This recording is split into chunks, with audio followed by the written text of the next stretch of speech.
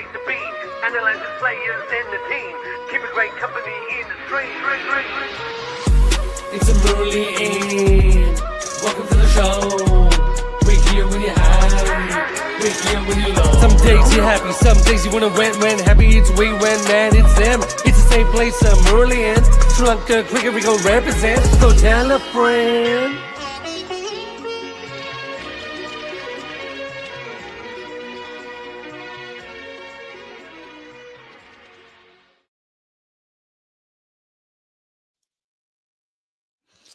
Welcome to the Murali End. My name's Mark Machado. I'm joined by Estelle Varzi Devon and Nicholas Brooks. This episode is brought to you by KidRadio.com. I was slightly worried that my microphone and headset weren't working, but I think they are, so I think you can hear me. We are live. There's some big breaking news in Sri Lankan cricket today. The squad came out for the tour in Pakistan. The tour starts on Tuesday. We were expecting the squad. I'm not going to lie. I was expecting it like Monday late night, because that's what we do now. We get the squads last minute. Look, maybe FLC know that's the way to win tours. I don't know. We got it on Friday, so we've hustled together and got ourselves together to discuss it, because there's some big breaking news, isn't there, Estelle? There's a lot of change in the squad, but the big name that sticks out to me, considering we're only months away from a home World Cup for the boys in February, that Bhanuka Rajapaksa is back in the coach on the road to the World Cup. We're going to discuss all of this. Hit subscribe, leave your comments, leave us your thoughts. We might have time to get you on. I'm not sure yet. So, yeah, tell us what you're thinking. Tell us how you feel about Bhanuka's return to the squad. Estelle, I'll come to you first. When you saw... let's kind of reverse it. When you saw the T20 squad and you saw Bhanuka's name in it, what was your first thoughts? Well, there were some rumors, right, that he would come back in. I was just looking at his profile on Cricinfo to check, like, what type of games he's had. But the last recorded ones are SLC Blues, SLC Greys, that random kind of tournament we had in August. So we haven't really seen him in action since then. It's the same old conversation we've had right before, in that, we know what he's capable of.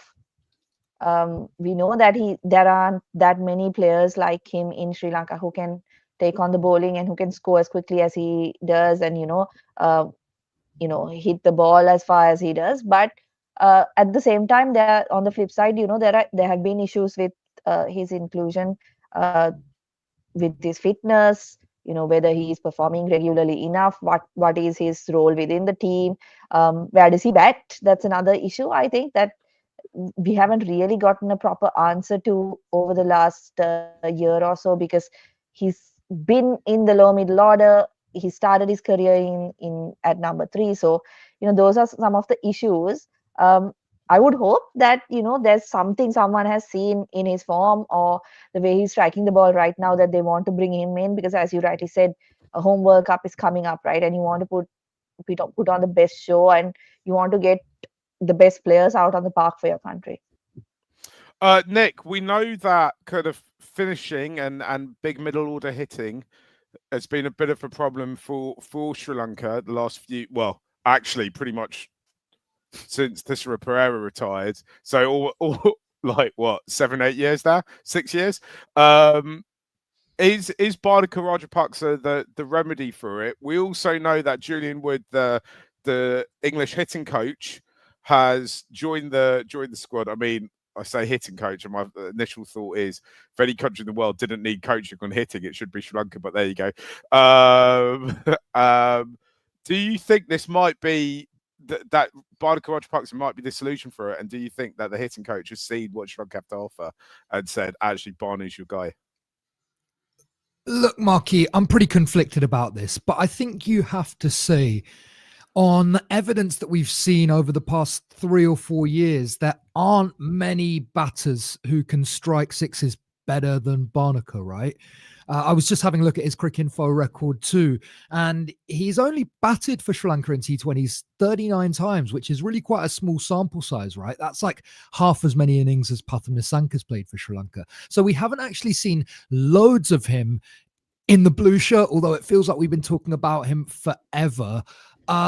He strikes 130s, which is higher than lots of batters who've played lots of their games in Sri Lanka do.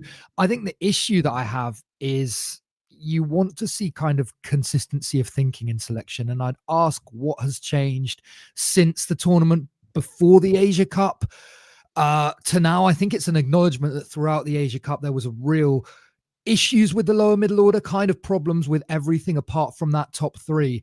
And clearly Sri Lanka are searching for answers. I don't think Bhanuka is the perfect one, but I think that maybe he could be better than what Sri Lanka have had previously.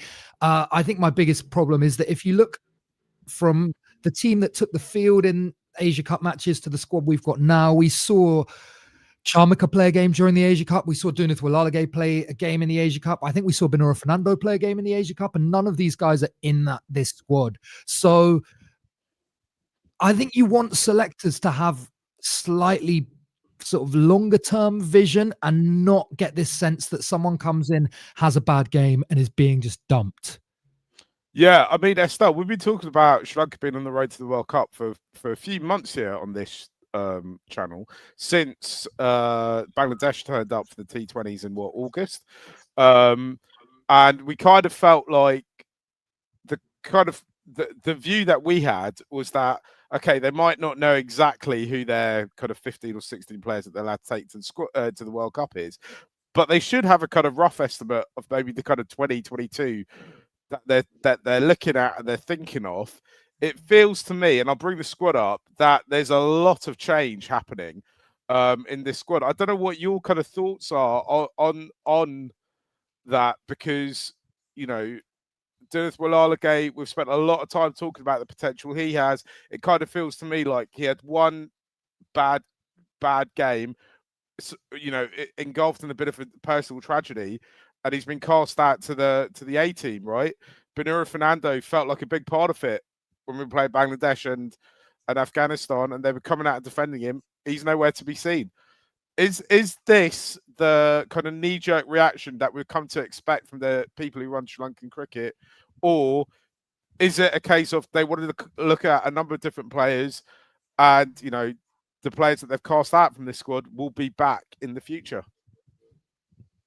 Yeah, so it's not ideal, is it? Like, I mean, we've spoken about this chopping and changing a lot. I think particularly for players who are just coming in after, just being picked after a long layoff or something like that, it's very disheartening, I think, to get like one game and then be dropped. Someone like Chamika Karunaratne, right? He was obviously picked on the form he showed in domestic cricket. Didn't get much of game time in that Asia Cup, and now he's not in the squad. So it's not ideal for players like that. I know it seems like you know what Chamika Karunaratne has to offer. Then you see him in domestic cricket, and you think domestic cricket is at a lower standard, and that's why he's performing well, and all of that. But at the same time, players also need a little bit of rope, right, to perform, and to show that they're able to perform the role they are given. The only thing I can think of as a reason why the likes of Dunith have been left out is that maybe they feel like by pushing him into the A team, where he's sure to get every game, you kind of give two sets of 11 players a proper opportunity to get some game time under their belt. So that might be part of the thinking why players like Dunith Walalage are being pushed to the A team. But otherwise, as I said, like, it's not ideal to have that kind of chopping and changing, particularly because if I talk about Dunith, he's a player who could be very important in Sri Lankan conditions at the World Cup, right? I mean, depending on what kind of pitches we serve up in the competition. Like, if it is what we've seen from the men's side of things over the last couple of years, then someone like Walalage is going to be an important cog in that bowling lineup and even the batting lower order, because he's the type of player who can play spin reasonably well. So I wonder if it is. Am I being too optimistic in thinking that maybe the reason is that they want to give like two sets of players proper outings where they get to play, instead of having the likes of Dunith on the bench when they're playing that Pakistan Tri series? I'm going to get the squad up again, and I'll go through it for the benefit of those listening as a podcast. So, captain Chartha Lanka, Patam Nisanka, Kusal Mendes, Kusal Pereira, Kamal Mashara, Dasun Shanaka, Kamindu Mendes, Bhanuka Rajapaksa, Janath Lianage, Wanindu Hasaranga, Mahesh Deekshana, Dishan Hamantha, Dishmanta Chamira, Numan Thushra, Sita Fernando, Ishan Malinga. Dasun Shanaka, I should say, has also been appointed vice captain. There's been a lot of chat online about that. We can get into that in a bit. There's also a note, which is Matisha Patarana was included in the T20I squad, but will not tour as he is recovering from an upper respiratory tract infection he recently suffered. Asita Fernando has been named as his replacement as well. It's now, Nick, it's kind of part and parcel that Asita Fernando's, it's just part of Sri Lankan cricket culture now that he's got to A, be included in every squad he possibly can be, and B, he's got to bowl as many overs as he possibly can because he's in the ODI squad as well. So I assume he'll be, will the next few weeks we'll see him bowl there's 3 T20s. Oh no, there's 5 T20s, isn't there? And 2 ODIs. So I think we'll see him bowl every possible ball available to him, I'd imagine. He actually sleeps standing up just constantly, just shadow bowling. In a bowling action, right, with his arm over his head. Let's talk about the Dustin Shanaka thing, right? So I'll give you my takes on it, and then I'll let you guys react. Teams obviously have vice captains. I don't think it's something that's probably discussed that much. Whenever there is a kind of captaincy issue to be discussed on the pitch, you can see this kind of senior players come around and, or any player wants to chip in, comes around and chips in. I'm not. Some teams that have multiple vice captains in Sri Lanka, for whatever reason, culturally, it seems to be quite a big deal about who the vice captains are, and I don't think it really matters. But the fact that they've put this in a press release, does that mean that Charith Lanka's captaincy is somehow under threat, which is what various people on social media seem to think, Esty? So I don't know if you guys recall, but wasn't there a time when they used to name a vice captain in every squad, and that player used to have a disaster usually? I think I remember it being Asalanka. Wasn't Dikwala named vice captain at some point? Kusal Mendes. I think he was definitely Yeah. So I feel like Sri Lanka stopped doing that because it seemed like that player was, performances were, going down the drain once they were appointed vice captain. I don't have a problem with it. I think it's good to kind of have that clarity in that, okay, this is the guy who's going to take over, but we don't. It's a kind of a dying practice, isn't it? Naming a vice captain. You don't often see it in a lot of squads anymore, and it's interesting that they haven't named one in the ODI squad, have they? No, they haven't. So that is what is interesting when you pull in your point about like whether Charit's captaincy is, in danger. Is that like, why is it that they haven't named a vice captain in the ODI squad, but they have named one in the T20 squad, almost as to say like, look, this guy is next kind of thing? Is it like, I don't know. It's interesting to note that they haven't named one for the ODIs. Nick, what do you think? If I know you occasionally like a little flutter. Would you be putting money on Dustin leading out the team in a home World Cup?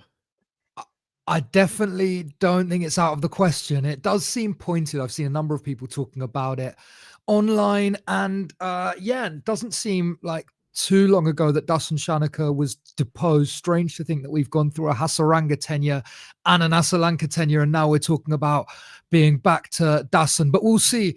It's also interesting because it suggests, right, that Dasun's going to play every game and that his position is a lock, which I guess means that we're going to stick to seeing kind of 4 frontline bowlers and that 5th bowler kind of split between Charith and Dasun and maybe a bit of Kamindu. Fascinating, isn't it? Absolutely fascinating. Let's get that team up again. I'm trying to think who else. As Dishan Hamantha's in this squad. He wasn't there last time, was he? Yeah, one thing I'd like to say, Marky, which I mean is Yeah. kind of interesting. So Liana Gay and Dushan Hemantha, right? I don't want to like dig players out, but I do wonder. Janith Liana Gay's strike rate of 110 can't really find a solid place in an LPL team. Like, should he be in a T20 squad when, I mean, someone like Vishen Halambage has just been picked up by the SA20. It would seem to me that like Liana Gay is miles away from franchise cricket, and SLC are seeing things like drastically differently to, you know, like IPL sort of think tanks or franchise teams who've got think tanks. Again, with Hemantha, like, should he be there above Viaskanth? It's hard to say because we've seen so little of Viaskanth over the past 18 months. But there does seem to be kind of a general divergence in the way that SLC see things and the way that franchise teams around the world have seen it. I mean, there was something similar with Eshan Malinga, right? Yeah, I mean, I'm happy to see Eshan Malinga back in this squad, considering that he didn't go to the Asia Cup, and you're like, well, he's been one of our best performers in kind of franchise cricket, which so I assume the way that these squads are being picked is that off kind of the back of kind of domestic form, and it feels sometimes like the selectors are overlooking things that players do in franchise games, but then I mean, you say that Kusal Pereira is basically in there because of a PSL, of a strong PSL, right? I'm not saying he shouldn't be in there. Don't misunderstand me, but so it's a fool's errand trying to kind of second guess why these players have been selected. I suspect, right? In Liana Gay's defence, I think I'm soon becoming the world's premier Liana Gay stan, but I kind of feel like in ODI cricket, he's always done what's been asked of him, and he's quite good at rotating the strike, and he can bowl a bit as well. So maybe they're kind of like going for kind of like the kind of bits and pieces look of it. Yeah, I'm all for him in the ODI squad. I don't understand it in the T20 Yeah. team.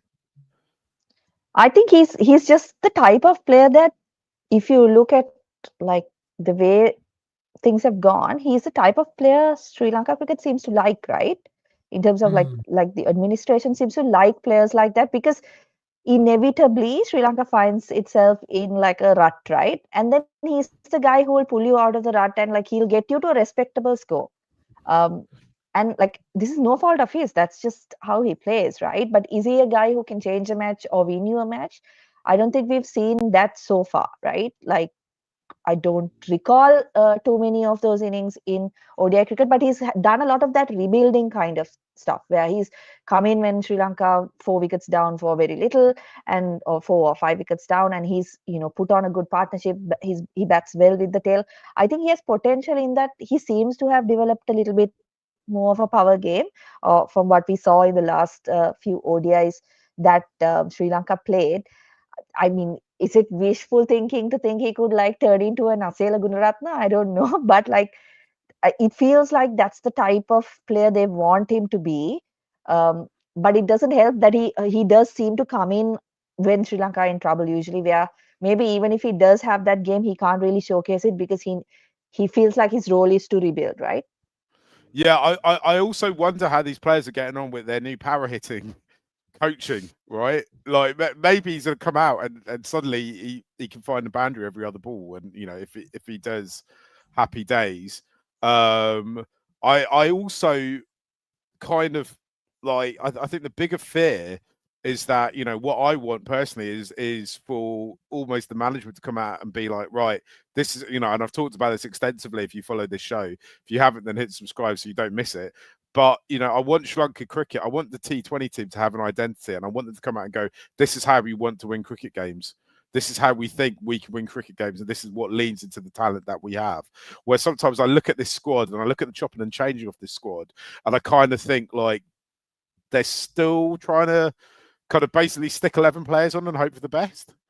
We're talking about the players at the fringe of the squad, but we know basically what it all going to boil down to is what does Patham do? What does, does which of the Kusals hits the ball clean that particular day, and how many wickets do Wani and Deeks and Chimera pick up between them? Will that be kind of enough? I also think and I'm interested to see what would happen if Matisha was fully fit, because he's another talented player who I think is so talented that I shouldn't worry that he's slightly out of form at the moment. There should be enough room for him to just play through bad form. I don't know, like, does what I'm saying kind of make sense, Nick? Or totally, and I think we touched on it like time and again during the Asia Cup, right? That this team feels like less than the sum of its parts. I agree that Sri Lanka have massively mishandled Matisha Patirana pretty much for his whole career.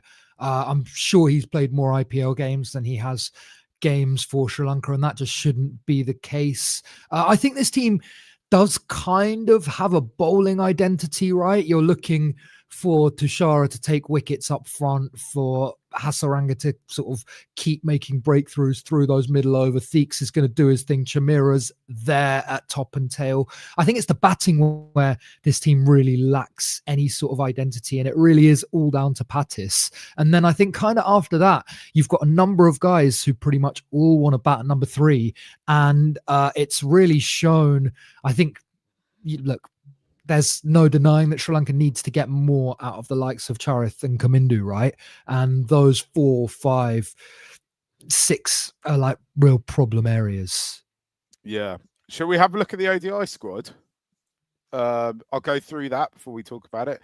Captain Charith Dasalanka, Patul Dasanka, Lahiru Udara, Kamil Mishra, Kusal Mendis, Sideris Amrikarama, Kamindu Mendis, Janath Lianage, Pavan Ratnaika, Wanindu Hasaranga, Mahesh Deekshana, Jeffrey Van der Say, Dushmantha Chimera, Sita Fernando, Pramod Madhushan, Ishan Malinga. First name that sticks out to me is the return of Pramod Madhushan. I don't know what you guys think about that squad. Of course, I should note that again there is no vice captain for that squad. Yeah, what's jumping out to you guys there? Pramod, I think has the been inclusion of Udara, right? For me. Yeah. So go ahead, Nick. Because yeah. No, after USD, let's talk about Udara first. I just thought that was an interesting selection, because you're leaving out Nishan Madhushka, who it seemed like they were backing to kind of take that opening spot, right? And then you bring in, again, and we've had this discussion, you're bringing in players who are 30 plus to kind of take up those positions where you're looking for a long-term option, right? So I would hope that someone like Kamil Mishra will probably get a longer run in the ODIs, because he's the type of player who has a lot of promise and has shown at least at domestic level that he can really be that kind of modern day limited overs cricketer. So I hope that he's given a longer leash and a love to kind of get going, because I mean, Udara has been consistent at domestic level and 18 level and all of that, but I feel like particularly in ODIs, there's time now to build for the next World Cup, right? So you want to give those young players opportunities and kind of get them going. Nick, do you want to talk about Pramod's inclusion? Yeah, it was just a bit of a like, what? For me, do you know what I mean? When you see a squad and you see a name that you haven't seen for a while, and actually, again, this isn't an indictment on any particular player. It's just that there seems to be like a bit of a lack of clarity or congruence. Like, we haven't seen Madhushan for a year and a half in Sri Lanka colours. Chamaka's been discarded from this squad too. Didn't we see Milan Ratnayaka playing some ODIs recently? He's completely disappeared. Has Lahiru Kumara, does he still exist? Has he disappeared off the face of the earth? Because it seems like Sri Lanka have no interest in him in limited overs cricket anymore. And I thought he was actually becoming a really good limited overs enforcer. You think back to that England game at the 23 World Cup. So yeah, like, I'm not saying that I don't think Madhushan is a good bowler. I'm just, again, like a bit confused about the overall kind of plan and thinking. Interesting to see Pavan Ratnayaka in this squad. you know, a young player who's clearly got lots of potential. But yeah, my overriding thought was just a bit of that sort of like, yeah. So Savina's just written in, okay, I have serious problems. Why would you get Larry Udara, who's at 30 and also averages 30 in domestic ODIs, right? And also, why did they leave out Milan Ratnaik when he just bowled one over? Well, it's obvious. If he's averaging 30 at 30, imagine what he's going to average at 50. So we've got to keep him in all the way till then. My actual real thought on this ODI squad is I mean, in England at the moment, England are at risk of not qualifying for the next ODI World Cup, which I think will be a relief to most people. Obviously, yes, Sri Lanka fans will be gutted because that was an easy win for us. But Sri Lanka aren't at that risk. I think there's two ways you can frame this squad. That being that they're trying to look at people to go to the next World Cup and different roles people can play, or it's that this is their group. This is a squad made up of players that they think might be good enough to play international cricket in some format, but they're not quite sure. This is the format that at the moment there's the least amount riding on it. So let's give them a go. No Sri Lankan cricket, I think that's probably more likely what the thought process is, opposed to let's see, you know, which of these players might be on the flight to South Africa and Zimbabwe in 18 months' time. So I kind of think that it, you know, we're going to end up in a situation where we're at a World Cup, we are all out of ideas again, and this should be the moment when you're thinking this should be one of those tours which has our best players ready for it, and they start to think and form it. That's what all our other rivals will be doing in the world. They'll be thinking about South Africa. But we're obviously thinking, let's give some of these lads a go and see what they can do. I don't know. Am I being unfair, Esther? You're kind of smiling. I mean, I think you summed things up well earlier in the part where it was like it's impossible to second guess why this player's in and why this guy's out and why they've switched this player to the A team, or it's very, very difficult to like make sense of why certain players have been included and not, like even Pramod Madushan, right? Like it didn't seem like he's the type of player who, okay, he's out of form, you leave him out, and then it's just any inevitability that he comes back into the squad, right? He's not that kind of player. So it is strange to see players like that, but how do we explain the inclusion of some of these players, and like the reasoning behind it, particularly because like they haven't played much cricket in the last couple of months, right? So even if it is about form, apart from, I guess, what they've been able to show in the nets, it's very difficult to judge what kind of form they're coming into this series with, and it can be a bit of a banana skin, isn't it? Because you've got Zimbabwe, who are a relatively good team on their day, right? And are very much capable of beating Sri Lanka. So it's not like it's almost as if like you lose to Afghanistan, you're okay because they're a good limited overs team, they're established team, and it's come to a stage where people are actually talking about who's the second best Asian team, and some people think it's Afghanistan. But when it's Zimbabwe, they're kind of a level below that, right? So it's going to be a tricky series, I think, even if they want to test out players, because you don't want to be testing and then losing to a team like Zimbabwe, because that's going to bring a lot of criticism. Because I personally think, for everything that Sanath Jayasuriya is, he's not immune to criticism now, because we're not seeing the results, right? For the time being, there was that, building up the rankings with, types of pitches that Sri Lanka played on and all of that. But with that Asia Cup performance, I think even he is probably feeling a bit of pressure. So you don't want to go to a tri-series like this and lose to a team like Zimbabwe. It's there's another good comment that's come in from Savina. If that they should give Milan Ratnaik more chances. The seam bowling all round is like a gem in our system. We should like train him from this moment and give him more games. I think like it's just the lack of any sort of like not knowing what the process is a bit strange, right? It's normal for around other sports teams when they put a squad out, not just in cricket, that they come out and do a press conference and kind of give reasoning. Obviously, in Sri Lanka, because the culture is slightly different, we just got to accept this is what the selection uncles have picked, and that's that, right, Nick? It's kind of frustrating from a kind of fan's perspective, right? Yeah.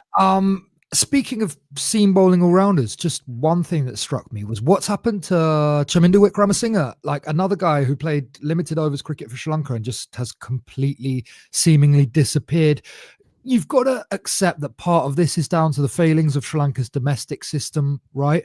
But I think you and Esty both summed it up really well. When other teams in sport and in cricket do stuff, you can kind of make sense of it. I think of even something like, England's Ashes squad. They pick Will Jacks, but it's a curveball, but you can really clearly see why and how they've come to that decision. Whereas every Sri Lanka squad that comes out, it feels a bit like the selectors have no knowledge of the previous squad that's been picked, and every time they're kind of starting from scratch. And yeah, it does just feel like that continuity is lacking. Perhaps it's there and we just can't quite see the picture because there's so much obfuscating it.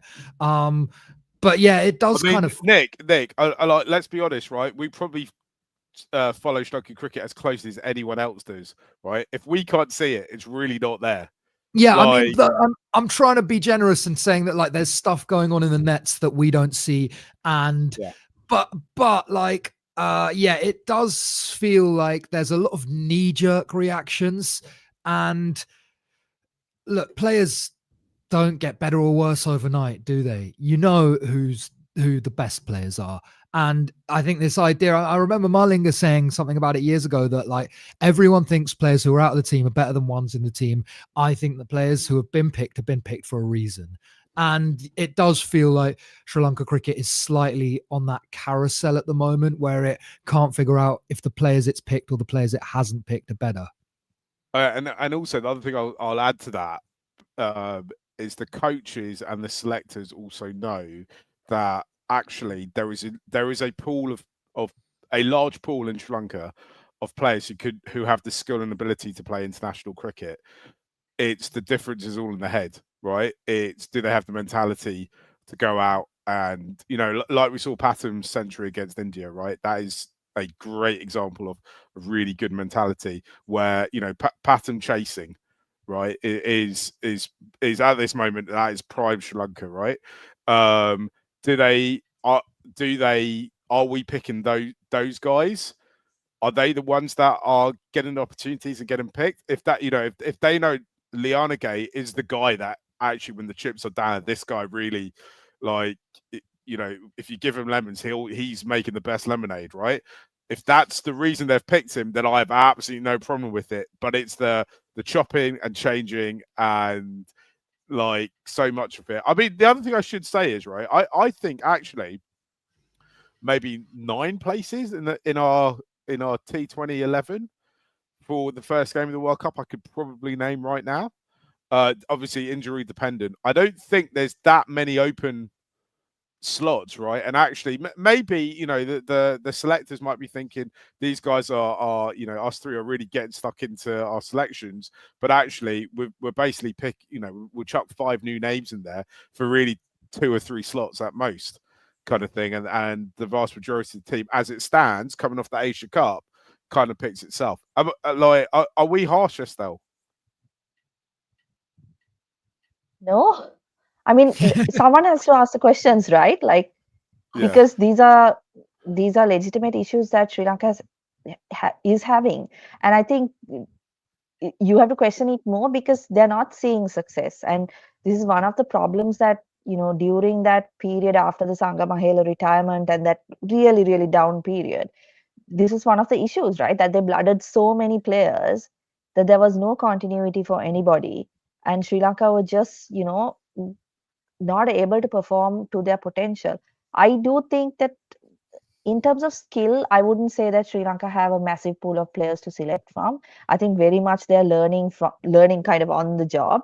But talent-wise, there is that there is that talent, right? And there is that potential to do well in international cricket, but you really have to put in the work. And I think probably Nisanka is the one that you have to look at, because he's the one who's kind of gone from someone who people didn't see as, limited overs cricketer to what he is now. Um, and that's taken a couple of years, right? It's 2020 where he made his kind of mark in that T20 World Cup. It's 5 years later, 4 years later, that he's really, really kind of reaching that potential. So you need to, and he's another case where like they saw they saw his potential and they stuck with him and they gave him the opportunities, which you would hope that like players like maybe Kamil Mishara, Chaminda Wickramasinghe, as Nick pointed out, like players who show that they have those abilities, uh, be given that opportunity. Another one who's been removed from the squad is Nuanindu, right? Who we've been talking about a lot in terms of um, the kind of talent and ability that this guy so obviously has. He's one, I think, who's been given a few opportunities but hasn't really done anything with it. But you'd hope that players like that are given kind of a long rope, particularly in the ODI format, right, where you have a World Cup every 4 years, so you have that time to build. Should we have a quick look at the Sri Lanka A squad for the Asia Cup Rising Stars 2025? I haven't got a graphic made up for it, but I will read it out. Dirth Walalagay will be captain. Kavindu de Livera, Milan Ratnaika, Vishan Halambagay, Sahan Achichi. I can't pronounce his name. Arachigay. Sorry, I'm severely dyslexic, so actually reading words is really difficult for me.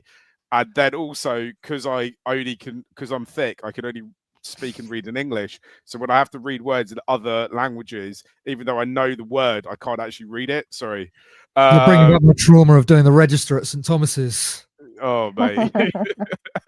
Nishan, Madhushankar, Ahan, Vikramasinghe, Traveen, Matthew, Lasith, Cruz, Pillay, Pramod, Madhushan, Nawindu, Fernando, Garuku, Sankath, Ramesh Mendes, and Isitha Vijay Sundara. Maybe that's why, because of my English reading issues, why I'm so keen to get Angelo back in the squad. I don't know. What do we make of this squad? There's players in it that we've been wanting to have a look at in the T20 squad for a while now. I just realised Pramod Madhushan is in both. Pramod Madhushan is in this as well, right? Yeah. There is he has time to do it. This tournament will be held in Oman. So you can fly from. I assume you can fly quite easily from Pakistan to Oman. I have no idea. I've never tried to book a flight. That does that. And it, like, on the surface of it, it actually looks like a really strong squad.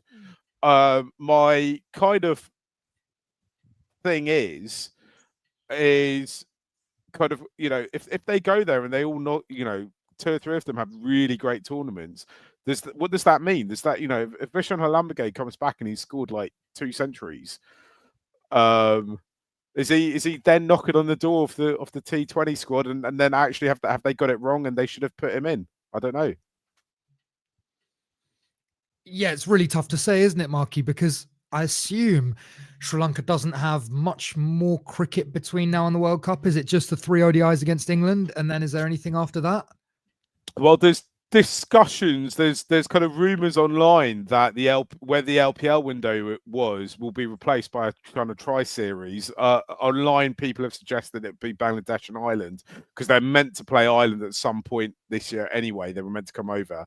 I mean, I'll be honest with you, Irish cricket seems slightly more organised in terms of when they tell their fans when they might be playing. So I think if they were going, they might have told us already. Also, it's kind of around Christmas time, so I imagine the Ireland aren't gonna, players will be making plans.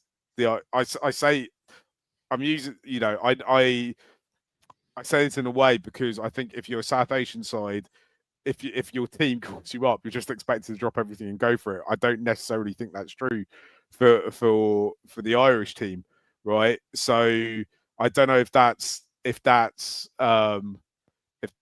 true or whatnot. I mean, it's going to be a massive missed opportunity if they have that window and nothing happens in it. Even if they get an associate team over playing Nepal or Oman or the UAE 6 times in December, I think that would still be worth something. Is my kind of estimation of it. A tour to Nepal would be quite good because they're quite passionate over there, so you get that intensity in the game, I'd imagine. But yeah, there isn't, as it stands, there isn't a huge amount of good cricket to be played between now and the World Cup. I'd imagine between the England series and the World Cup starting, there'll be a couple of warm-ups, but that's kind of fine-tuning things, right? Yeah, so like the time for experimentation is, if not over, then sort of rapidly ending, right? And I guess it would take someone doing something really remarkable, like as you said, like a Vishen Halambage slamming a 30-ball century to get into the mix. But then you don't know, the squad for England could be totally different to this one. Yeah.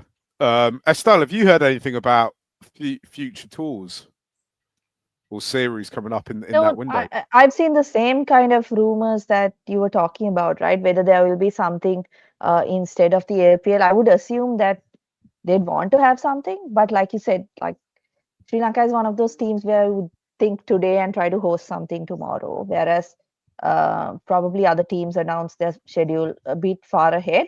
So I would not be surprised if we had like a SLC Blues and SLC Greens ahead of the World Cup. Blues, greens, and greys. Who needs international cricket when you got those guys? I love SLC Greens. I mean, I'm a diehard SLC Greens fan. I can't wait for them to be back in action at the next SLC T20 tournament.